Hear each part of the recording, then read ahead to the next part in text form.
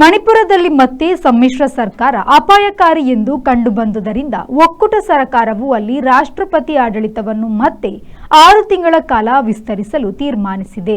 ತೀವ್ರ ಹಿಂಸಾಚಾರದ ಕಾರಣಕ್ಕೆ ಬಿಜೆಪಿ ನೇತೃತ್ವದ ಸಮ್ಮಿಶ್ರ ಸರ್ಕಾರವಿದ್ದರೂ ಕೂಡ ಮಣಿಪುರದಲ್ಲಿ ಸರ್ಕಾರ ವಿಸರ್ಜಿಸಿ ರಾಷ್ಟ್ರಪತಿ ಆಡಳಿತ ಹೇರಲಾಗಿತ್ತು. ಅಮಾನತಿನಲ್ಲಿ ಇಟ್ಟಿರುವ ವಿಧಾನಸಭೆಯನ್ನು ಮರುಕೂರಿಸಿ ಮತ್ತೆ ಸರ್ಕಾರ ರಚಿಸುವ ಪ್ರಯತ್ನವನ್ನು ಬಿಜೆಪಿ ನಡೆಸಿತು.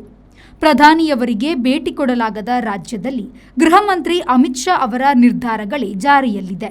ಈಗ ಮತ್ತೆ 6 ತಿಂಗಳ ಕಾಲ ರಾಷ್ಟ್ರಪತಿ ಆಡಳಿತ ಹೇರಲು ಕೇಂದ್ರ ತೀರ್ಮಾನಿಸಿದೆ ಎಂದು ಅಮಿತ್ ಶಾ ಅವರು ಪ್ರಕಟಿಸಿದ್ದಾರೆ. ಆದರೆ ರಾಷ್ಟ್ರಪತಿ ಆಡಳಿತವನ್ನು ಮುಂದುವರಿಸಲು ಸಂವಿಧಾನದ 356ನೇ ವಿಧಿಯಂತೆ ರಾಷ್ಟ್ರಪತಿಗಳ ಅಂಕಿತ ಮತ್ತು ಜನಪ್ರತಿನಿಧಿ ಸಭೆಯ ಒಪ್ಪಿಗೆ ಬೇಕಾಗುತ್ತದೆ. 2023ರಂದು ಮಣಿಪುರದಲ್ಲಿ ಹಿಂಸಾಚಾರ ನಡೆದಿದೆ.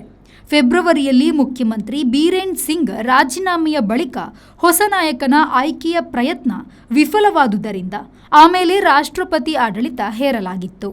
ಬ್ಯೂರೋ ರಿಪೋರ್ಟ್, ವಿ4 ನ್ಯೂಸ್, ಇಂಪಾಲ್.